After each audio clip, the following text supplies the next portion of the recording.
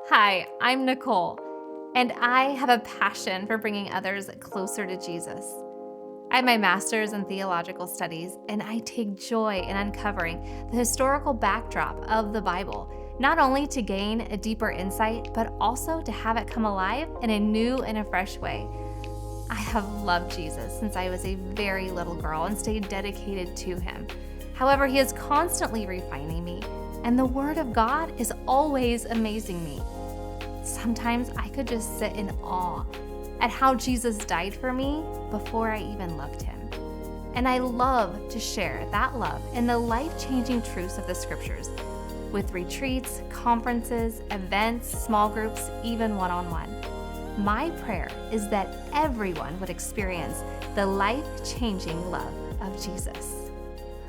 This past Monday being a holiday, I took my kids to the Fresno Zoo because I was like, Dad's working, let's just make some memories, let's go to the zoo. And I told them the whole day, hey, we're not buying anything at the gift shop. We are not doing it. We'll just preface it the entire day. But we had fun, and we bought slushies, and we bought pretzels, and we had so much fun. We were laughing, and we were walking past that gift shop on the way out, and my youngest said, Mom, do you really not want me to have a memory? Dead serious. I kind of thought that's what this whole day was about, son.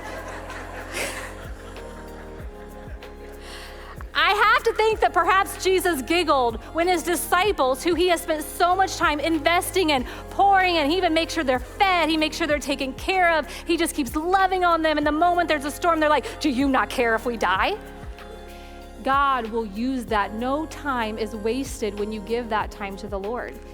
And that's exactly what Moses, he is studying, he is learning. And in that 40 years, Moses is becoming the man that God knew he could become. He was becoming a man who knew God. At 40, Moses was powerful in body, but weak in spirit. At 80, Moses is weak in body, but he is powerful in spirit. Which one would you want to follow?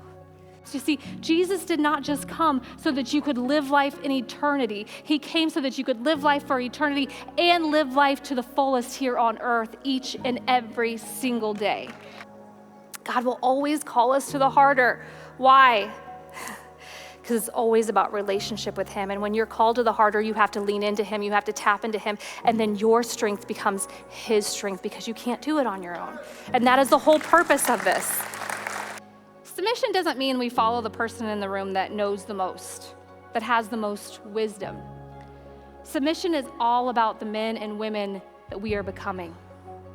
And are we willing to lay down ourselves to submit?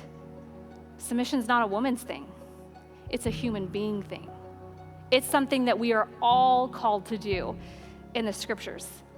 But the world will tell you that submitting is a weakness. But the scriptures will label submission with humility, and they'll call it a strength because it has to come from the strength of the Lord in you. And I have to tell you guys, the more I grow with Christ, the more I realize that submission is actually a beautiful thing in my life. It has opened new horizons. Why?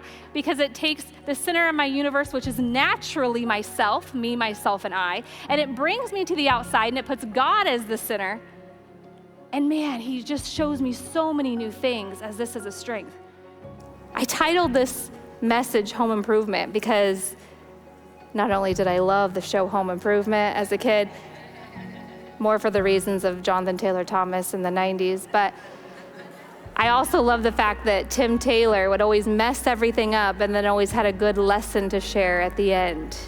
And I thought about this idea of this hole in the roof.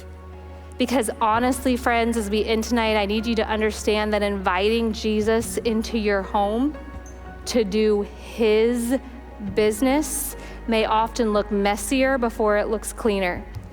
There are going to be roofs that he is going to want to remove. There are going to be walls that he is going to want to be torn down. It's going to be messy. But here's what I promise you, is that when Jesus is invited into your home and his word, the Logos, when the word of God is spoken in your home, within your home, and lived by within your home, you will see miracles. You will see miracles. And that's the home improvement we all want. So what if we have a hole in our roof? We got Jesus.